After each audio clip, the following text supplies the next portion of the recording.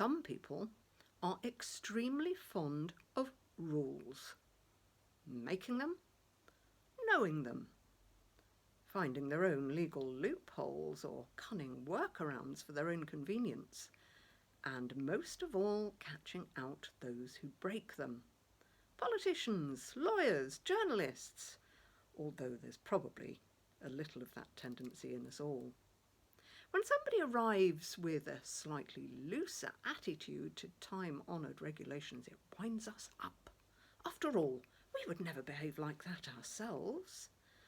Despite the amazing things he could do, Jesus seemed to be just such a person. If only he would abide by the rules, he would cause far less offence to the scrupulous and law-abiding. Jesus' inclination to think outside the box would inevitably provoke conflict. He had no authority to question or break long-established rules. Who did he think he was? And if others followed his example, it would only lead to chaos.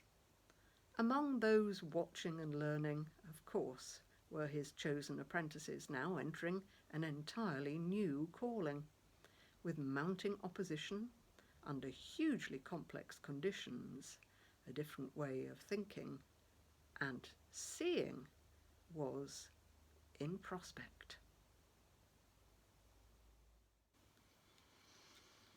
Of course, I'm not against healing. I'm not heartless. Many people's suffering prevents them leading productive lives. If they're made whole by anyone or anything, that's bound to be a good thing. And if people are hungry, I rejoice to see them fed. Not that I personally have the means to help them. So when did I become aware first of Jesus Davidson? I'd heard rumours long before I encountered him in person. He was the talk of the town, the sensation of the season in certain quarters. But if individuals became celebrities overnight, it usually wasn't going to last. The public are fickle, so best to nip rising stars in the bud, to mix my metaphors. But with him curing life-threatening fevers, banishing skin disorders, making the paralysed walk, he could offer something hugely desirable and valuable. And the feel-good factor, oh, that gratitude so difficult to oppose. I wasn't there, of course, that day in Capernaum when he'd helped a chronically lame man find his feet, but I heard what he'd said. Who can forgive anyone's sins except a priest?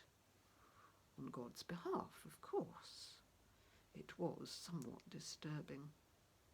So that very week, as I strolled to my parents' place with my wife and my eldest boy, who was coming along well in the Pharisee way of doing things, I happened upon the Nazarene and his posse, beating themselves a path across a harvest-ready cornfield.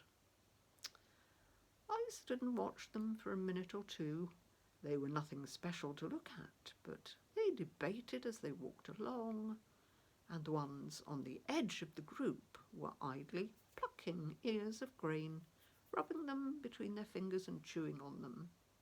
Doubtless the farmer would be so impressed as they tramped through, casually reaping and threshing. Oh, wait, it's Shabbat. And no sooner had it struck me than my lad said, "Pa, ought those people to be doing that today?" "What, my boy?" "Picking the wheat. Isn't that work and forbidden on Shabbat?" "Good boy," I said. "You're learning fast." Was it stretching a point, I wonder? Surely not. I hastened then to catch up with them. If this man was so terribly godly, why did he let his associates break the law? I glanced round. The wife looked pained, obviously anticipating my next move. "I say, you there!" I called them to a halt. And I asked them why they were going against the Torah. Davidson then came right back at me with some spurious argument about King David and his men once eating the sacred bread in the temple because they were hungry.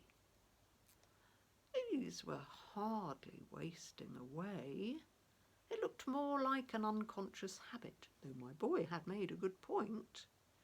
But I did wonder what JD was driving at. Was he just flaunting his own pedigree, implying something about his own piety by recalling that famous forefather of his? Then he moved swiftly on to the chicken and egg question of Shabbat. Which came first, God's people or their day of rest? If the answer was the people, then any old son of man could override Shabbat any time they liked.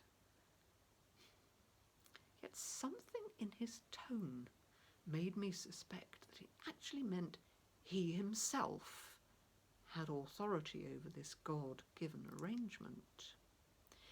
It was the way then he fixed his gaze on my boy, as though he'd overheard our conversation. His expression was knowing, but almost pitying. Then, with the briefest enigmatic smile, they all moved off. Slippery customer, for sure, and I doubted it would end there.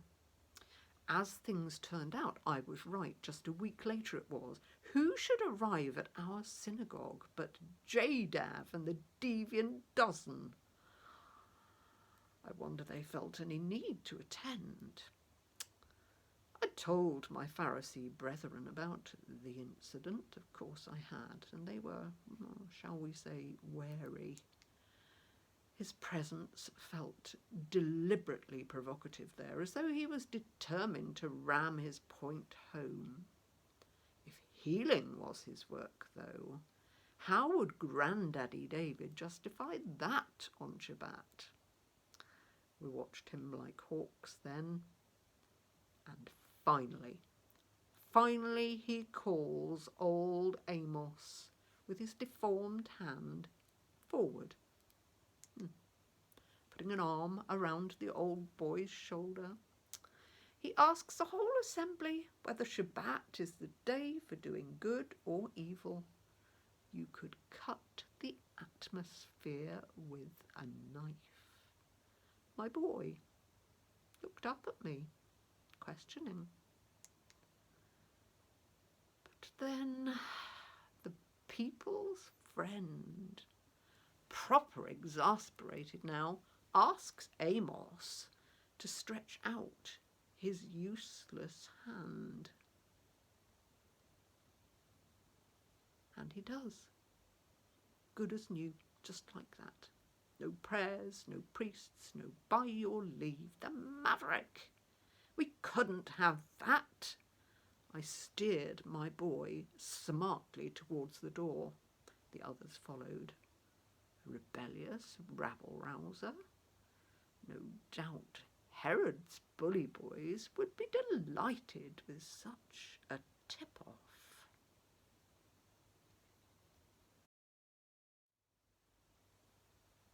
The Pharisees and other strict Jews had opted for a lens of punctiliousness when it came to applying their religiously rooted law.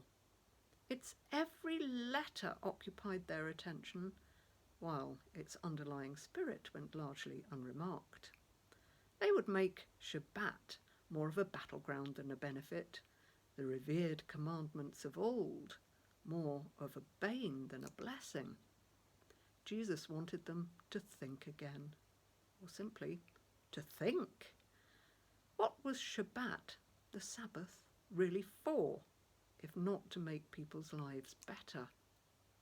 Remembering the Sabbath and keeping it holy, not to mention the hundreds of sub-clauses and qualifications added later, might be a commandment, but Jesus would soon be condensing these into just two.